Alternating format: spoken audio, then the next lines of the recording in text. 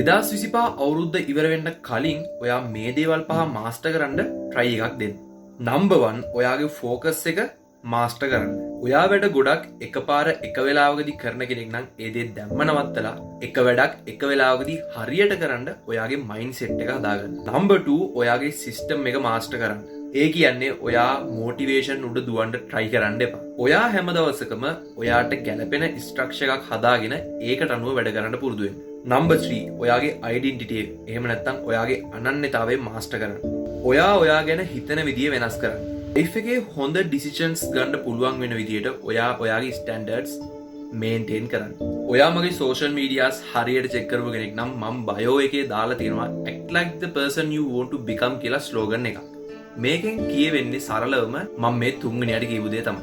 number 4 ඔයා ඔයාගේ life එකට එකතු කරගන්න දේවල් ගැන හොඳ අවධානයකින් ඉන්න. මම මේ කතා කරන්නේ ඔයාගේ ශරීරයට සහ මනසට ලං කරගන්න දේවල් ගැන.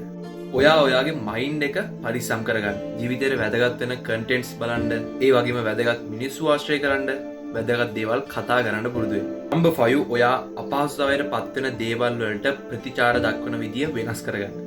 මොකද ඩිසිප්ලින් එක රඳාපවතින්නේ ඔයා දක්වන ප්‍රතිචාර වලට අනුව. ආතතිය, කම්මැලිකම, සමහර වෙලාවට පරාජය වීම. ඉතින් ඔයාට පුළුවන් මේ දේවල් වලට ඔයා ප්‍රතිචාර දක්වන විදිය වෙනස් කරගන්න. එහෙනම් good luck. වීඩියෝ එක හොඳයි නම් මතක හිටව ෂෙයා කරගෙන යන්න අමතක කරන්න එපා.